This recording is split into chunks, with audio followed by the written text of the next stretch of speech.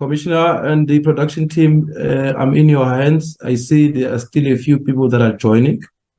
I have been warned about time because there are other engagements that the Commissioner would have to attend after this. But Commissioner, if you're happy with us proceeding, I'm ready.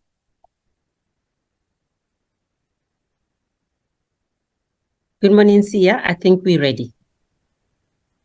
Thank you, Commissioner. Well, colleagues from the media, ladies and gentlemen, a very good morning.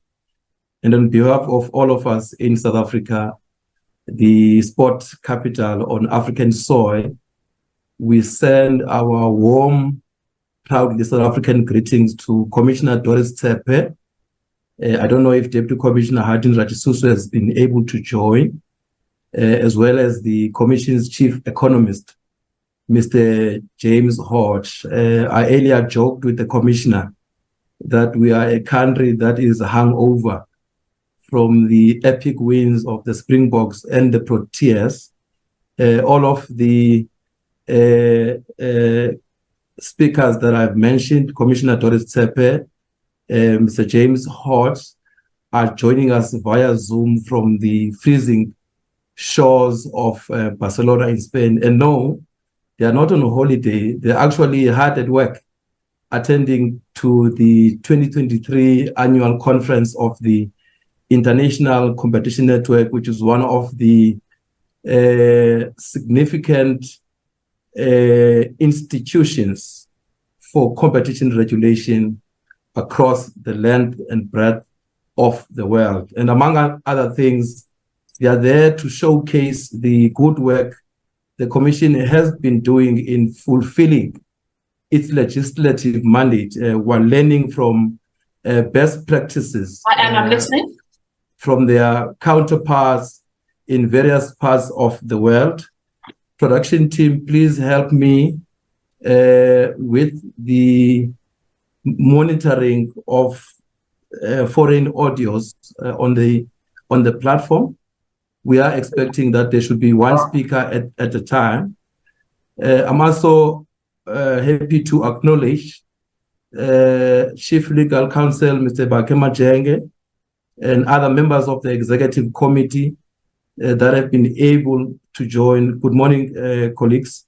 A special welcome to my colleagues from the Fourth Estate, members of the media, and representatives, Commissioner, from the South African National Editors Forum, the Association of the Independent Publishers, AIP, as well as the Press Ombuds. We would like to also extend special greetings to our viewers that are joining us via YouTube and other communication mediums from the length and breadth of the Republic and beyond.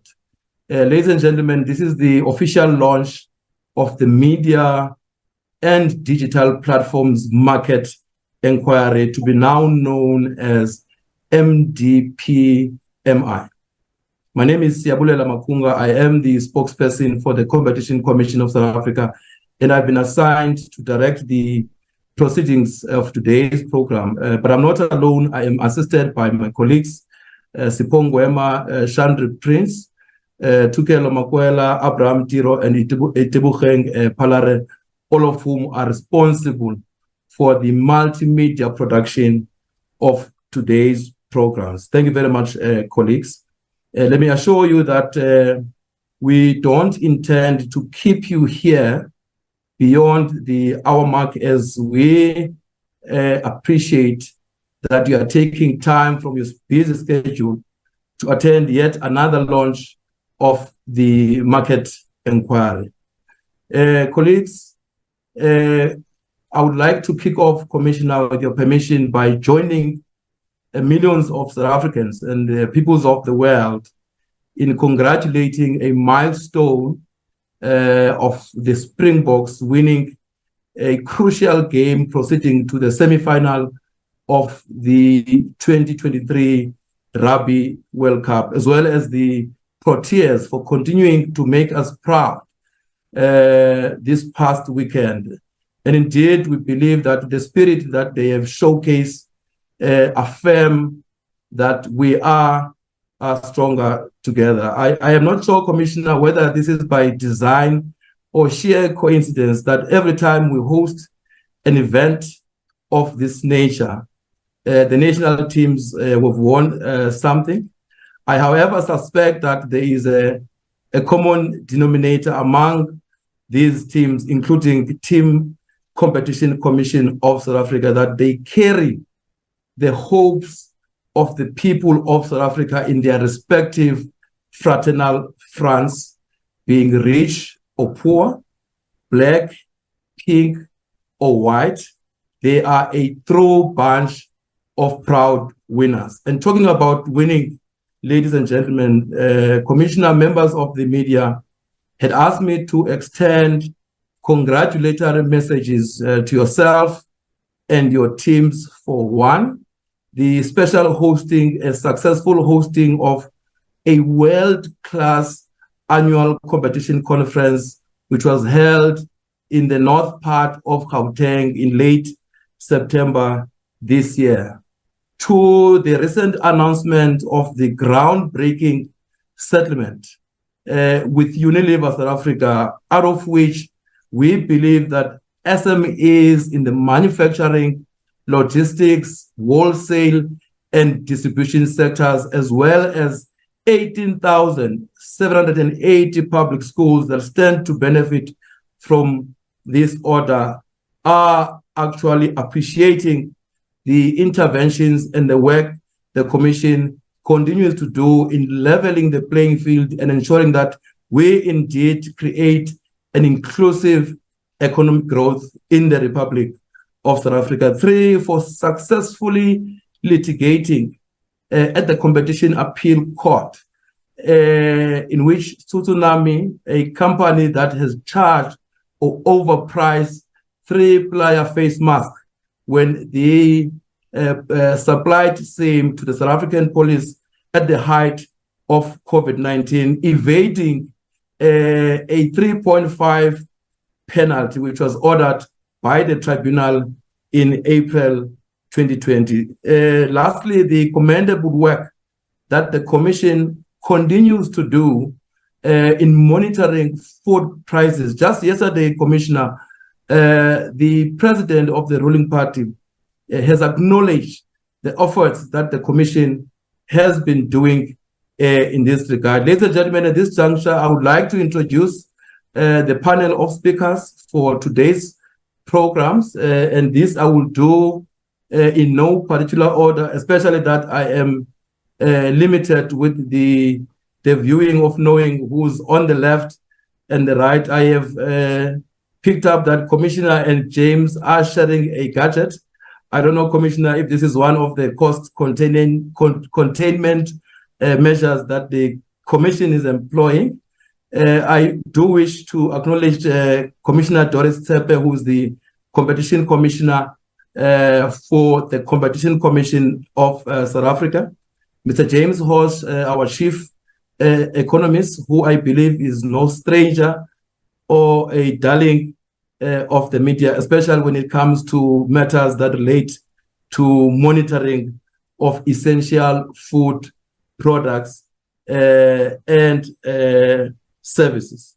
Ms. Paula Frey, who is obviously no stranger to the media, whom I think the Commissioner would officially unveil to you, as well as take us through the role that she is going to be assuming in this important inquiry. Ladies and gentlemen, at this official launch, I would now wish to invite Commissioner Doris Tsepe to take us through the synopsis of this inquiry. Commissioner Tsepe, the nation is waiting.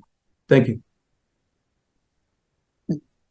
Thank you, Sia, for that wonderful introduction. As you've said, my name is Doris Tsepe, and I would like to take this opportunity to welcome everyone on this platform. As you know, today is a day the Commission is launching the Media and Digital Platform Market Inquiry. The inquiry will examine the distribution of South African media content on digital platforms and the advertising intermediary that link the buyers and sellers of digital advertising inventory. The inquiry comes at a critical moment for the media industry as news consumption rapidly shifts online and traditional sources of funding through print and broadcasting advertising declines.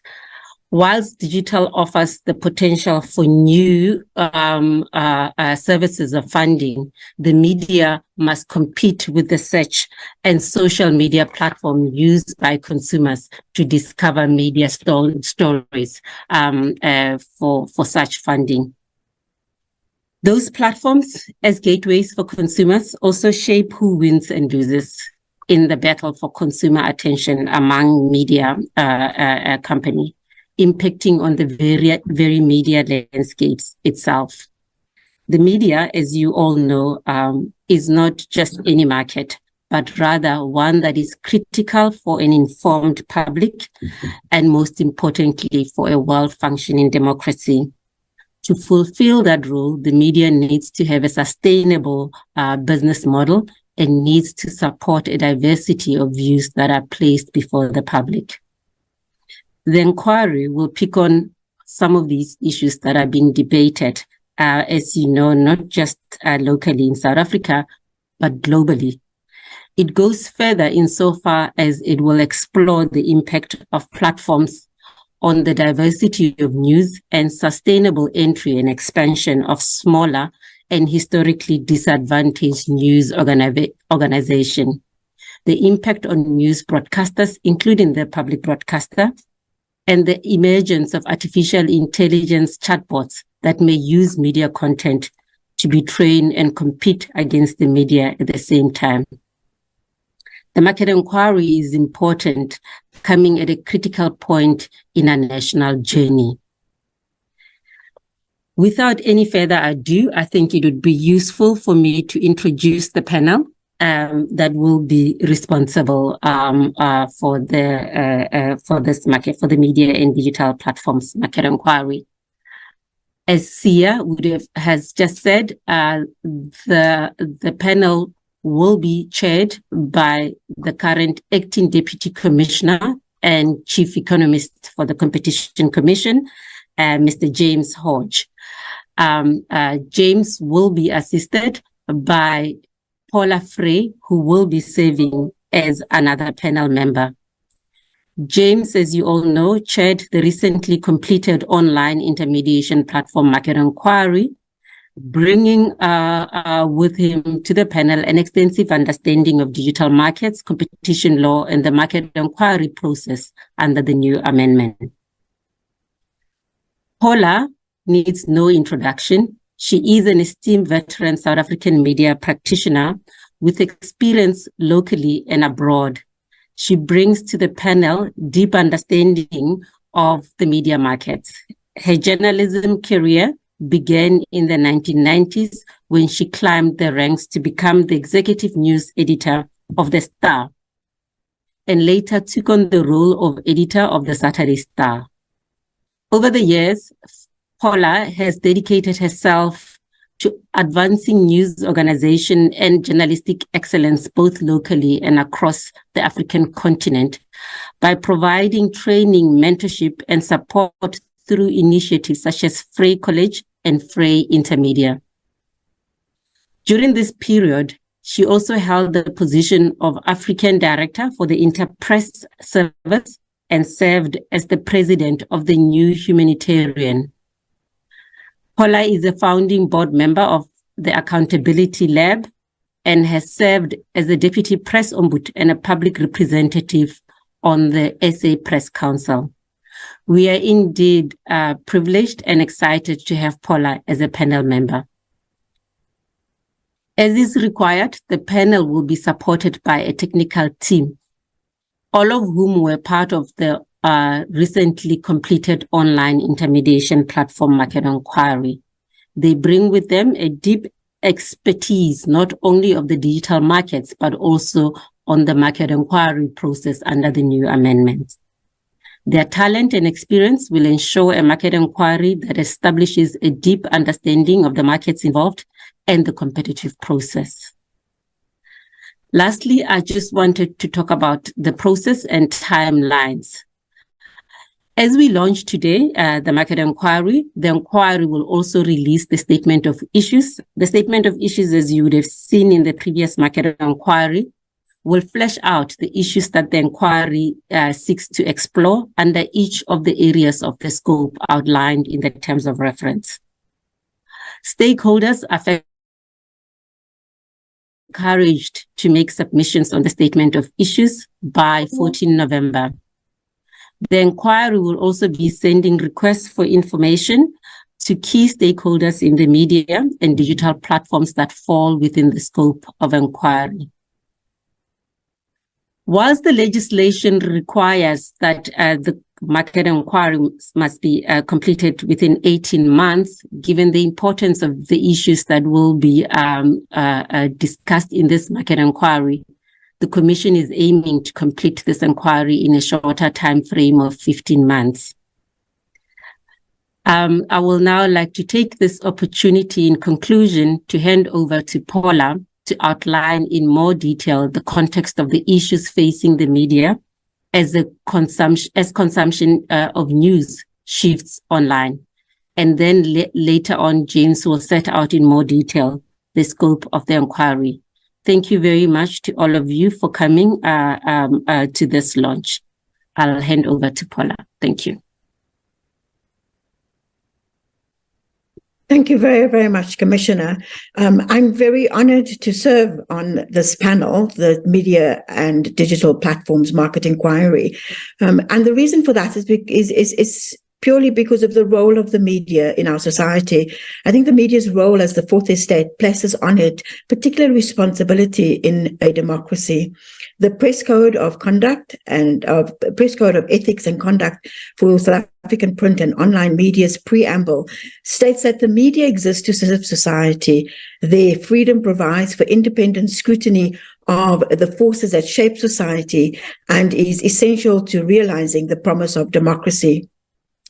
It enables citizens to make informed judgments on the issues of the day, a role whose centrality is recognized in the South African Constitution. But South Africa's current media landscape poses many challenges. These are driven by technological disruptions, most recently such as AI, artificial intelligence, social media-fueled pressures to tell stories faster amid a tsunami of misinformation and disinformation, online harassment, global challenges such as the war in the Ukraine, economic pressures, reduced newsroom resources post-COVID, and challenges to press freedom and freedom of information. South Africa's media, its private, its public, and its community media, whether they publish on print or broadcast or online, were already struggling when COVID struck a blow on the country's economy. COVID brought the closure of magazines and small publications with the loss of up to 400 jobs in the early stages of the pandemic, while many media workers took pay cuts or were furloughed. Not all media workers received their full salaries when the lockdown was lifted, nor were all rehired as full-time staff. COVID pushed over the edge many organizations already in peril. Spoke to a publisher earlier this week who said, our publications are on our knees. A drop in print advertising and readership has largely fueled cuts of staff, resources, and editorial offerings. The pressure to produce more with ever-shrinking resources impacts the quality of journalism we receive, restricting editorial teams' ability to do thoughtful, in-depth reporting and storytelling. South Africa's historical context has led to a media still marked by a small number of big corporate with a myriad of much smaller entities struggling to be sustainable. As the South African National Editors Forum inquiry into media ethics and credibility showed, a legacy of oligopoly and lack of this diversity persists, narrowing the public space for access to information and debate in a socio-political and economic landscape where English and Afrikaans dominate all platforms, paywalls encroach, data is expensive, and online access limited. South Africa's media landscape is not fully transformed. Ownership and control of media is still vested in the hands of a few, even more so following the closure of publications and restrictions post-COVID. Digital is critical for news. The recent census from Stats SA showed increased internet connectivity, with only 21% of South Africans not having any access to the internet. Many South Africans receive their news and information online, including via social media. Multi-platform journalism has become the norm. As we have already noted, the digital environment, with its promise to level the playing field, poses additional challenges, including countering self-reinforcing echo chambers and fighting misinformation and disinformation, and of course, finding workable business models for sustainability. Those who have survived do so with limited resources.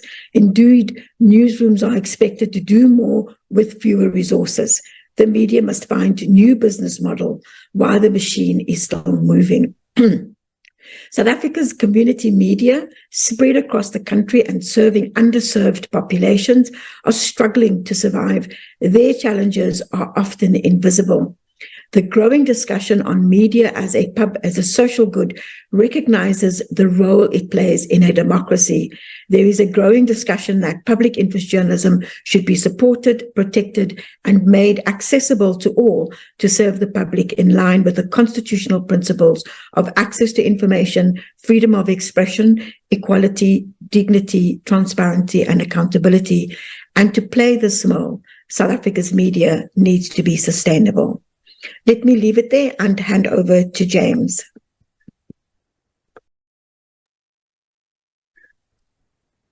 Thank you, Paula, for that introduction. And we're indeed very privileged to have you on our panel.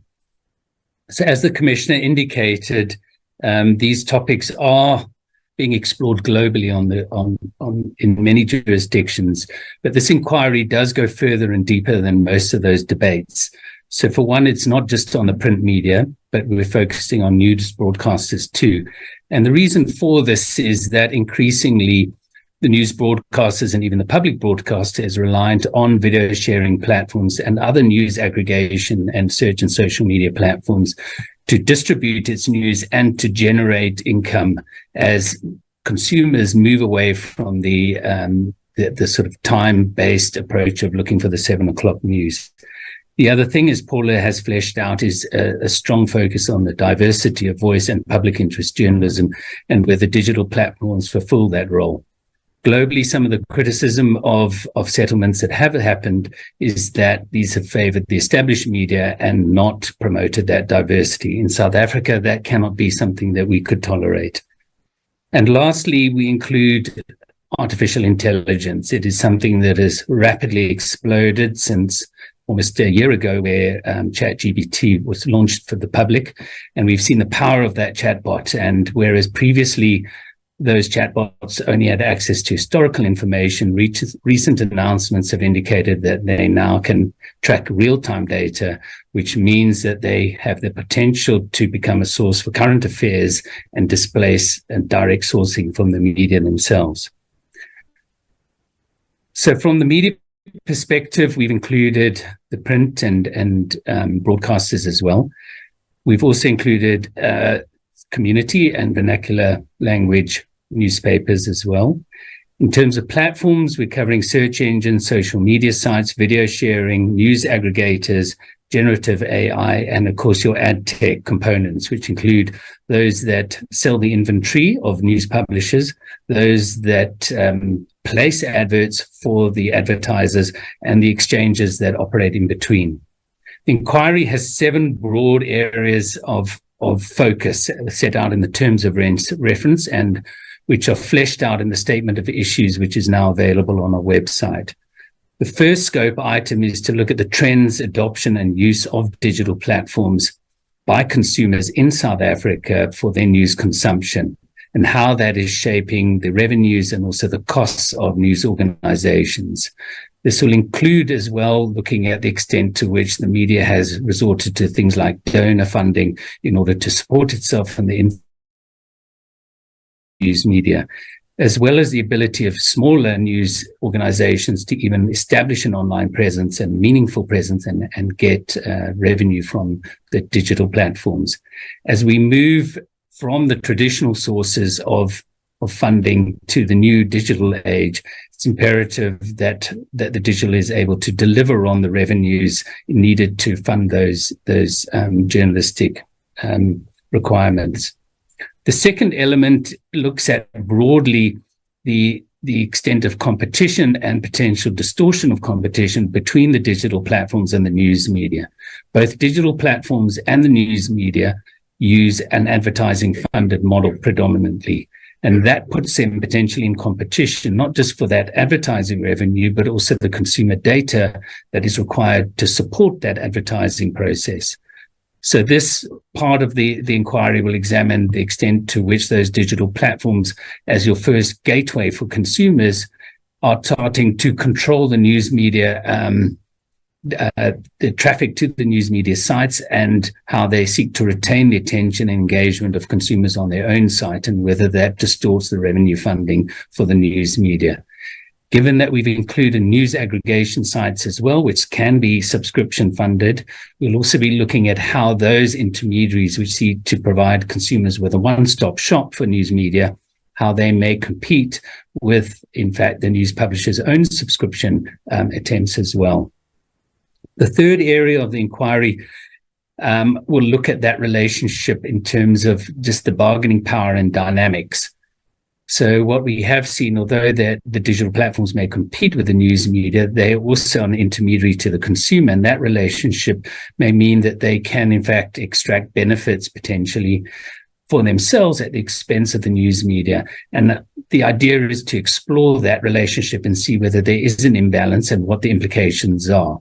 Globally, there's been a focus on, for instance, the use of news snippets and increasingly growing content in the news snippets in order to appear and be ranked high on the digital platforms, and whether there is fair compensation for that.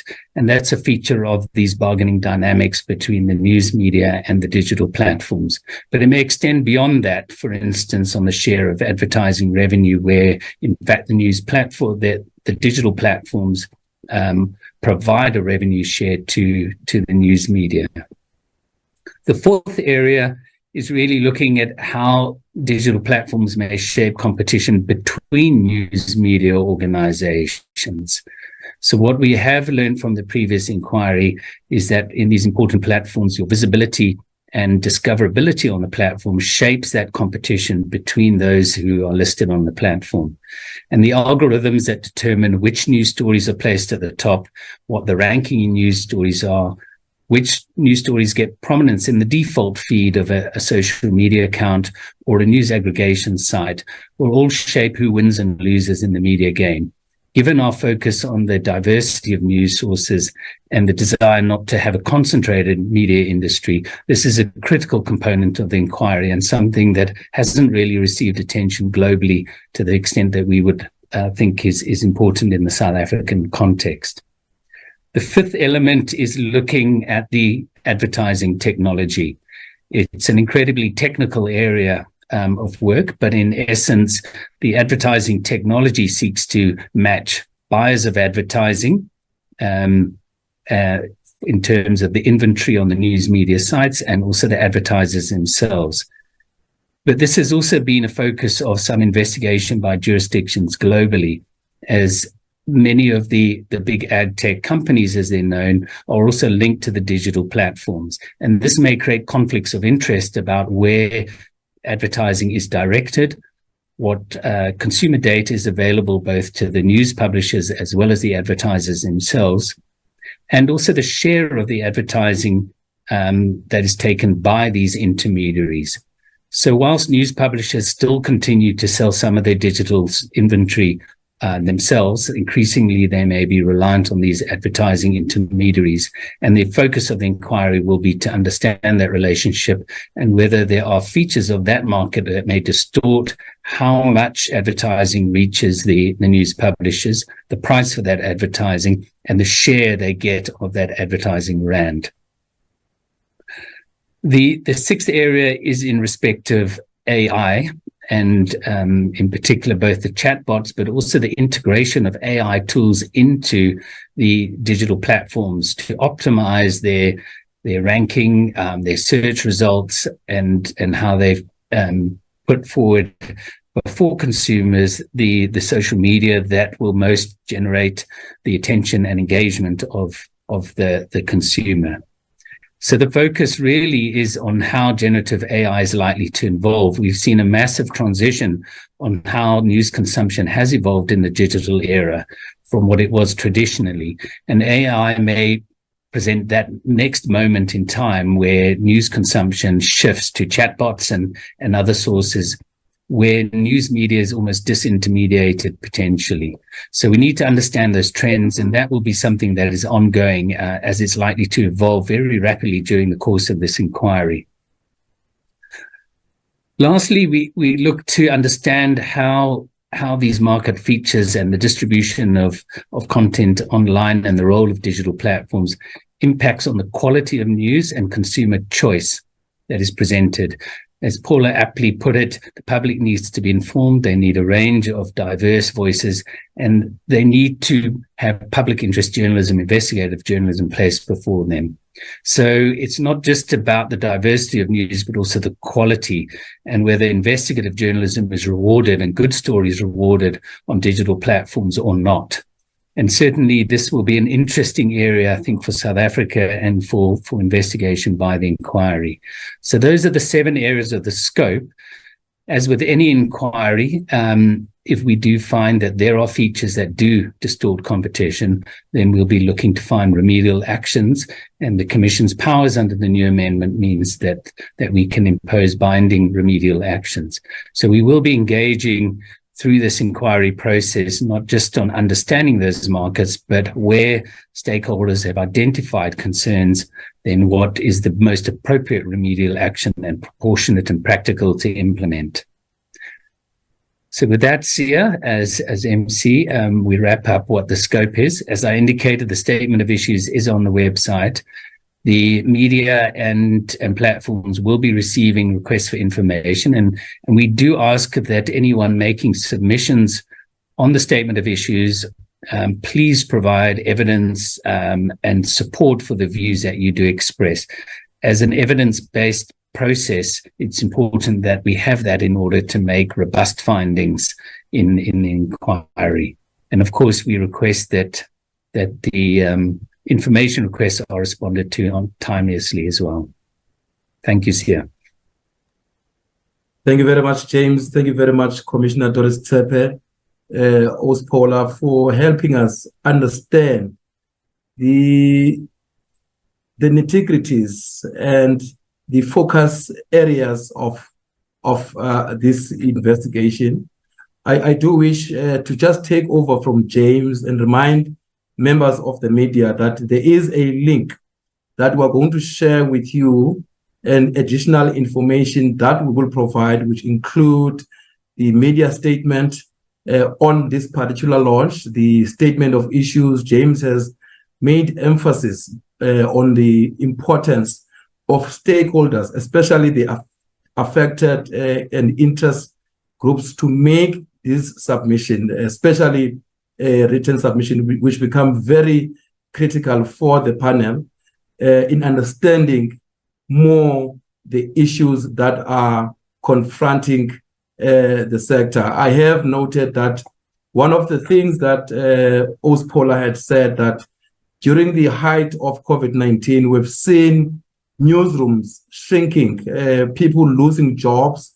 We've also noted that there's been a skewed spending in terms of advertising. And this, in my view, is not in favor of sustainability of the media sector in South Africa. I'm happy to hear that community media are also not excluded in the investigation, as it is normally the case in various other operations. They are always underlooked when it comes to matters of sustainability, because they are at the core phase of interacting with the communities to which we would like to make sure that we get our message across. We are also happy to hear that South Africa is not the only authority that is looking into these matters. And I believe, Commissioner, that while we engage at the ICN level, some of the issues that are of relevance to what we are discussing here at home would come up. And obviously, you would make sure that the world is aware of the work that we do. Colleagues, we would also make available frequently asked questions, just as an attempt to demystify some technical jargon that you may pick up when you interact with our documents. And these would obviously talk to issues of the scope of work. Why are we undertaking this investigation? The difference between a market dominance investigation and a market inquiry, because we always pick up that in the write-ups that we see in the media, our colleagues from the Fourth Estate sometimes confuse the difference between a market inquiry, which is a broader investigation that is not really looking into a specific entity or party in terms of what we want to establish. Here we're about making sure that we understand the features that may distort, restrict, or impede competition in the media sector, while ensuring that freedom of the media, as well as sustainability of the media sector, are issues that we're able to find answers that are relevant in this kind of investigation. Ladies and gentlemen, at this stage, I would like to invite questions. I'm aware that the technical team is going to assist me with the questions that are coming through from the colleagues. I do not have access to the checkbox, but if you feel that you just want to use this opportunity and proceed with asking your question to the panel, I see there's Isaac Minar. And obviously, colleagues, the rules of engagement remain the same. Please tell us your full names, the media house that you represent, and I would like us to keep our questions to a maximum of 2 for the first round. And we would see how it goes from there. Without further ado, let me now allow Isaac to ask his question. Thank you. Thank you very much. And firstly, so Isaac Minar is my name. I'm from the South African National Editors Forum. First, I wanted to thank the Commission for taking on board many of the issues that SANEF raised in the terms of reference. What I would like to know, however, relate to the issue of data sharing. At the Global Internet Governance Forum in Japan earlier this month, one of the key issues that the Dynamic Coalition for Journalism Sustainability put on the global agenda was how data sharing can transform media development in the digital age. They particularly looked at 3 areas of data. The first area would be around audience engagement and monetization. The second about content narratives, user behavior, and coordinated behavior. And the third about protecting digital assets. Essentially what they said is, if there's transparency, in other words, if tech platforms share certain sets of data with the news media, it levels the playing field. So my question is really then, in which of the areas of scope that is in the issues document will the issues regarding data sharing be covered? Thank you.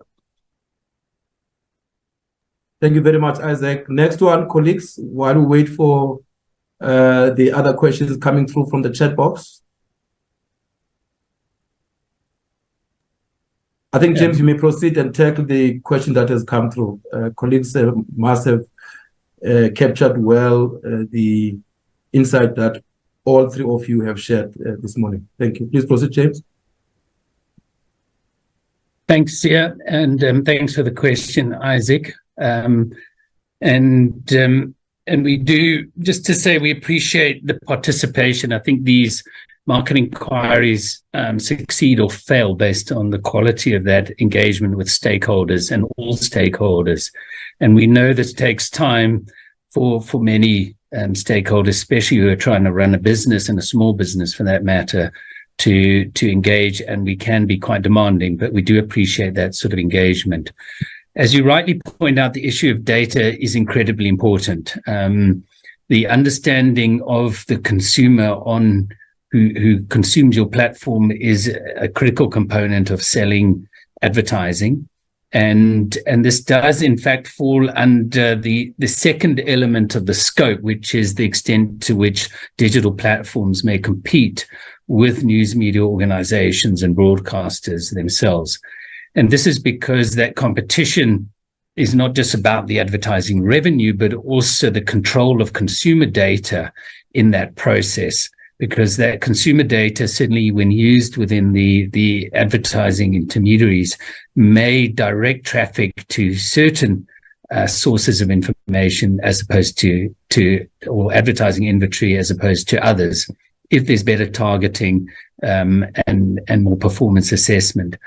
But it is also the fact that news media is trying to sell its own inventory and maybe use those advertising intermediaries in order to source advertising, which, if they have more data, they're more able to, in fact, sell their own advertising and be less dependent on the ad tech technologies.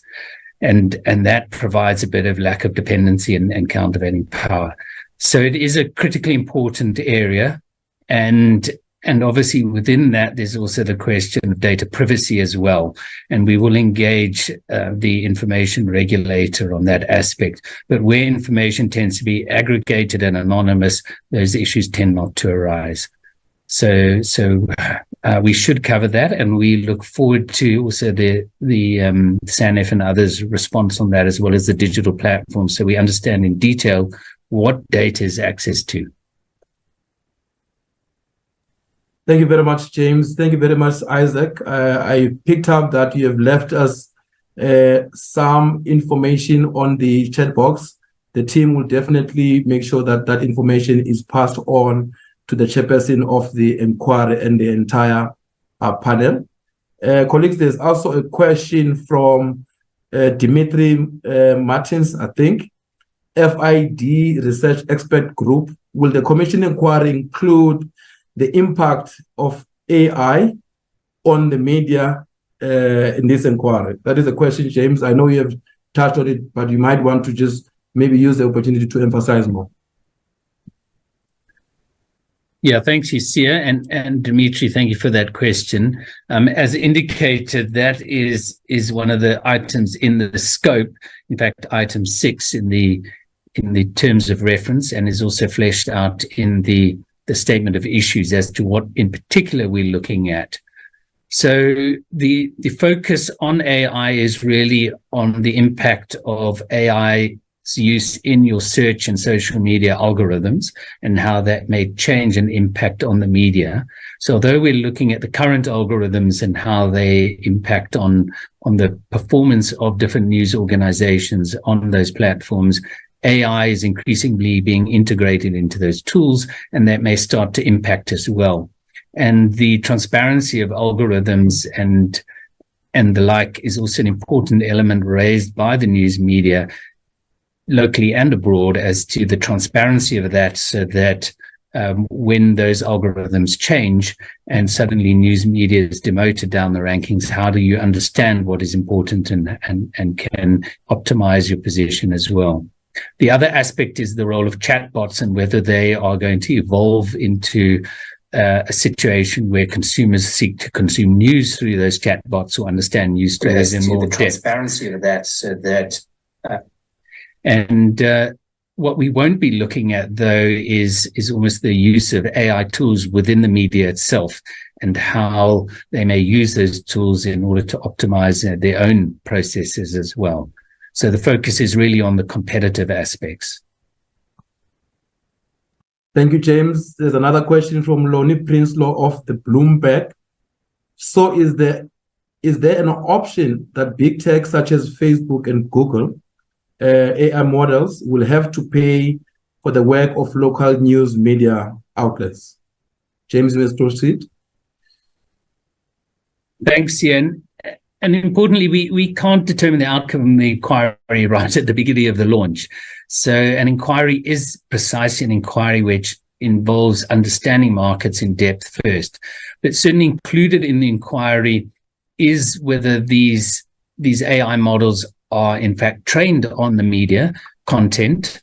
And the question has been raised within that context whether there are remuneration models that are appropriate or not. I think that happens within a broader debate as well about the training of AI models, but where it specifically might be used to, for instance, develop news content responses to consumer queries and then displace consumers going direct, there may be more of a question of whether any compensation is worth it or not. We have noted through, in fact, asking the AI chatbots themselves that they do train themselves on South African news media content. And it's just getting a greater understanding of the extent to that and ultimately what those chatbots will do and whether that content is used to, in fact, compete with the news media in the first place.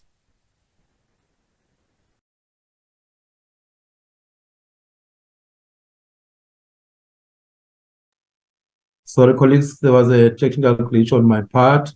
I've noted you, Michael. I've got two questions, James. Then after I read the last question, Michael, please proceed and ask the question just in the interest of time.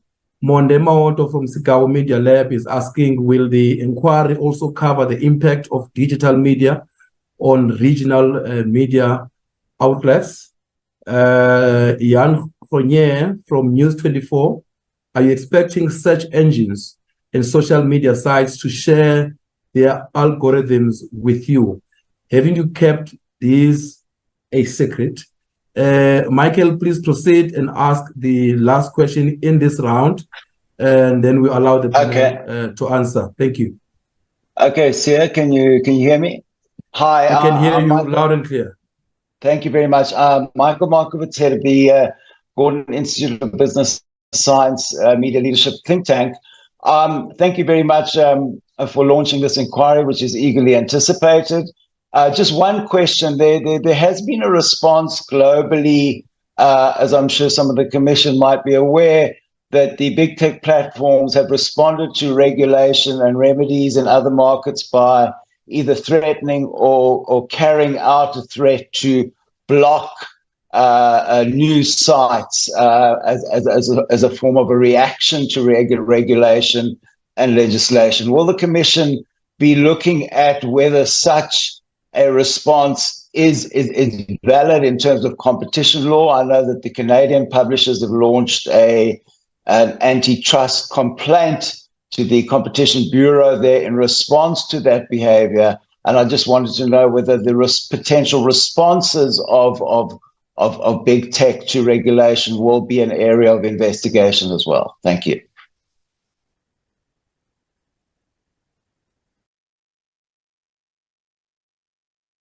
You may proceed, James. Thank you, Stian. Thank you for all these questions. Monde, in terms of the impact on regional media outlets, what we have included in the inquiry is in terms of media competition, and that's your item 4, whether there is potential for favoring of non-South African media outlets in the process.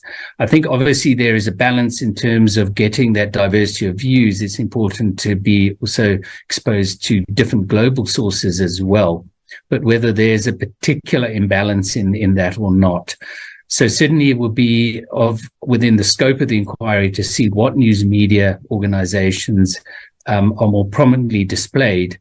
And what we have included in that scope is, as some of these deals are done between platforms and some of your biggest global media outlets, such as the New York Times, for instance, whether that starts to influence the stories that are displayed even in a South African context as well.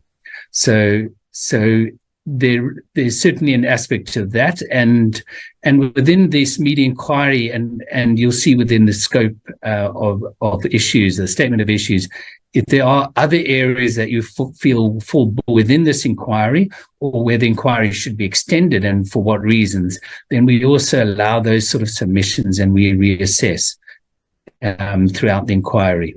So we're not looking to expand it so it's unrecognizable from its current form, but it is possible within the inquiry process that we pick up on the issues that we initially weren't aware of, and that has relevance as well. In terms of sharing the algorithms, look, generally the way algorithms are assessed is just in determining what are the more important factors and how do they influence selection as well. And we also assess algorithms in terms of the outputs, not just the inputs. So certainly, whilst we have an extraordinary technical team, this is not our function to go into the coding of an algorithm, and certainly as we move to AI models, that would become more complex. But what we've seen from the previous inquiry and certainly our engagements with jurisdictions globally, probably a focus on outputs, as well as understanding the main factors, as well as instructions to those coding the algorithms, are ways to understand how those algorithms interact. Because it's more finding out what are the major determinants of the influences, rather than getting to the minutiae of smaller factors that may influence as well. So it certainly will be of interest, but we don't expect to be given the code by the search and social media sites. In terms of the last question from Michael, I think that's an interesting question, and certainly we haven't got there yet. So this is something that may happen down the line, and we'll assess it if it does present itself. But I think the market inquiry process is different also from the legislative process. So the market inquiry process is one of determining and understanding particular markets and identifying whether there are adverse effects or not. If there are adverse effects, we do have a duty to remedy. But that process is also one of engagement. And the previous inquiry, we spent a considerable amount of time exploring practical implementable remedies. So we would hope that through a process of engagement, if we were to identify anything, that the outcomes and remedies would be ones that are acceptable to all stakeholders. And that's just what we would strive for. So at this stage, it's hard to determine the path of the inquiry, what we will find, how strong those findings are, and what remedies would be deemed appropriate. But we will certainly consider the different options when we get to any remedial action stage, and take submissions on that. Thank you very much, James. I'm afraid, ladies and gentlemen, we're going to have to end it here. Isaac, I have noted your hand. Maybe let me just allow for this one question before we close it. Commissioner is attending an ICN, and there are other engagements here at home that she would have to participate in. Please, Isaac, proceed. Thank you. In terms of reference, there are now, as Paula also emphasized, it talks about journalism as a public good, the news. So my question is, so how do you, what is a measurement? I assume that news in the public interest would be, there would be a bigger chance of there being a kind of fault. Would it, for instance, be subscription to a political code? If so, what would be the apps that you use? Thank you. I'm not sure, Isaac, if the panel heard you. I pick up that you've got low bandwidth on your side. James, did you pick up the question? I think very broadly. Okay, we've already made provision, sorry, James, that follow-up questions can be directed to me via email and WhatsApp, just to allow for the panel members to join other important engagements. But we are happy to assist my colleagues from the media with follow-up questions. But also, James, you have made mention of the fact that the statement of issues also provide for some input that interested parties might want to extend to the panel. James, you may proceed. Thanks, Ian. I didn't catch everything, but I think I got the gist, which is how will one measure public interest journalism and quality. I think navigating this is one of the reasons we did want someone with Paula's real expertise and depth of knowledge on this inquiry. It's imperative that as a commission which does specialize in understanding markets and competition, also is complemented by a deep understanding of the media markets. And so certainly it'll be something we will explore and also take submissions on. We haven't necessarily predetermined at this stage how different things will be assessed. But one thing you'll see fleshed out in the statement of issues is whether platforms promote original content as opposed to reworked content. And that is one aspect of quality and investigation.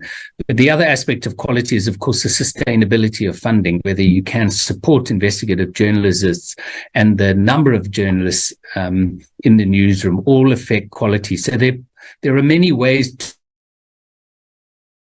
look and measure this in terms of quality, but also diversity in terms of the number of participants and how those news media organizations get a voice and visibility. Or are we seeing the same few media organizations on your feed or your news aggregator that you may use? So these are all aspects that we will certainly explore and take submissions on. And we welcome, of course, proposals as well on how for us to think about that. But I think we are privileged indeed to have Paula, a veteran who has worked across the media industry locally and globally, and across the continent, to also provide that expertise and allow us to assess that fairly. Thank you very much, James. And as I thank the members of the panel, all the speakers that participated in today's program, thank you very much for affording us a few minutes of your busy schedules to explain to the world where we're going with this investigation and what are the expectations, timelines, as well as the scope of work. At this stage, I would like to invite the Commissioner to just take us through the closing remarks. Thank you very much, colleagues, for the assistance, the production team for making this possible. Thank you so much.